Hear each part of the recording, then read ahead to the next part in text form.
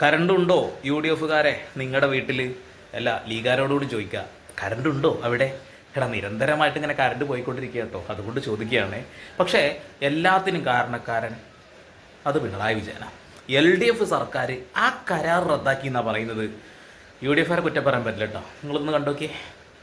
Aryadan Muhammad, KC ജോസഫൊക്കെ മന്ത്രിയായിരുന്നു ഉമ്മൻചാണ്ടി മന്ത്രിസഭയിൽ ഒരു ദീർഘകാല കരാറിന് രൂപം നൽകിയിരുന്നു. 4 രൂപ 29 പൈസയ്ക്ക് നമുക്ക് ദീർഘനാളത്തേക്ക് രാത്രിയും പകലും വൈദ്യുതി കിട്ടുന്ന ഒരു സംവിധാനമായിരുന്നു അന്ന് ഏർപ്പെടുത്തിയത്. ആ കരാറ് പിന്നീട് വന്ന ഗവൺമെന്റ് ആ കരാർ റദ്ദാക്കി. അതിന്റെ അനന്തരഫലം, അതിന്റെ കെടുതികൾ ഇപ്പം നമ്മൾ വളരെ വിഷമകരമായിട്ട് അനുഭവിക്കുകയാണ്. കേട്ടില്ലേ? എല്ലാത്തിനും കാരണം പിണറായി വിജയൻ. എന്താ പിണറായി വിജയ, എന്താണ് നിങ്ങൾ കാണിച്ചത്? കഴിഞ്ഞ 10 കൊല്ലം കറണ്ട് കട്ടും ഇല്ലാതെ ഞങ്ങളെ ബുദ്ധിമുട്ടിച്ചില്ലേ? ഇപ്പം ഇവർ വന്നപ്പോഴല്ല ഞങ്ങൾക്ക് ആ 80-ലും അല്ലെങ്കിൽ 70-ലേക്കൊക്കെ എത്തിക്കാൻ പറ്റിയത്. അത് സംഭവമായിട്ട് എന്തായാലും. പക്ഷേ പിണറായി വിജയൻ അങ്ങനെ വെറുതെ വിടാനൊന്നും ഞാൻ പ്ലാനില്ല.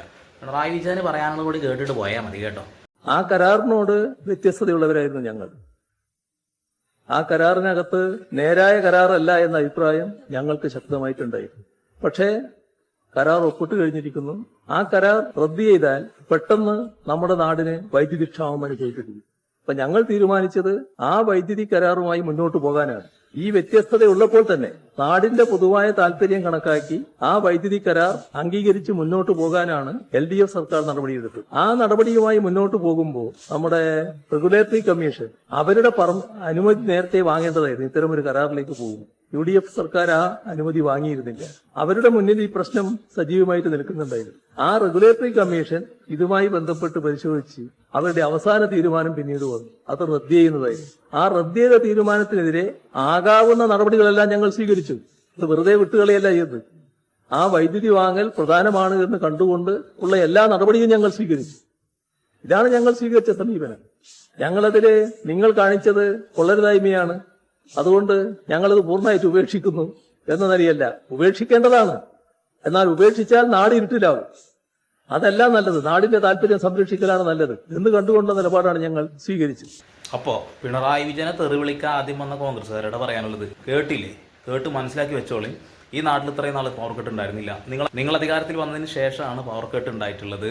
ഇവിടെ ഒരുപാട് പ്രശ്നങ്ങൾ ഉണ്ടായിട്ടുള്ളത്. ഈ പോക്കി വിസ്മയം ഇതാണ് ഈ പുഞ്ചിരിച്ച ഒക്കെ ശരിയാവുമെന്ന് പറഞ്ഞുകൊണ്ട് നടന്നാൽ കാര്യങ്ങൾ നടപ്പിലാവില്ല എന്നുള്ളതാണ്. UDF-കാർക്കും അതേപോലെ തന്നെ മുസ്ലിം ലീഗിനും ഇതൊക്കെ വലിയ സന്തോഷമുള്ള കാര്യമായിരിക്കാം. പക്ഷേ നിങ്ങളെപ്പോലും ഊക്കിക്കൊണ്ട് നിങ്ങളുടെ വീട്ടിൽ നിന്നുള്ള വീഡിയോസൊക്കെ ഇടയ്ക്ക് കാണാറുണ്ട് എന്നുള്ളതാണ്. ഒരു മുസ്ലിം ലീഗുകാരൻ ഇരുട്ടത്തിരുന്ന് ഭക്ഷണം കഴിക്കുമ്പോൾ അയാളുടെ ഭാര്യ ചെന്നിട്ട് എങ്ങനെയുണ്ട് വിസ്മയം എന്ന് ചോദിക്കുന്ന ഒരു വീഡിയോ ഒക്കെ വൈറലായിട്ടുണ്ട് എന്നുള്ളതാണ്. അപ്പോൾ പവർ കട്ട് ഉണ്ടാക്കിയത് അത് UDF ആണ്. ഇപ്പോഴും അത് തുടരുന്നത് UDF ആണ്. ഇടതുപക്ഷ ജനാധിപത്യ മുന്നണി ഭരിക്കുന്ന കാലത്ത് 10 വർഷത്തോളം ഇവിടെ പവർ കട്ട് ഉണ്ടായിരുന്നില്ല. ഇനിയും ക്രൂശിക്കാൻ നിൽക്കുന്ന ആളുകൾ വരും ദിവസങ്ങളിൽ മനസ്സിലാക്കുമെന്ന് ഞാൻ വിശ്വസിക്കുന്നു. മുസ്ലിം ലീഗിനോട് എനിക്ക് ഒന്നേ പറയാനുള്ളൂ, UDF-നെ വിട്ടുപിടിച്ചോ, അല്ലെങ്കിൽ നിങ്ങൾ നാറും. നിങ്ങളുടെ അണികൾ നിങ്ങളെ നാറ്റിക്കും. വീണ്ടും വരാൻ കേട്ടാ. പുതിയ അപ്ഡേഷൻ ഒക്കെ സന്ദീപ് സൈനിങ് ഓഫ്.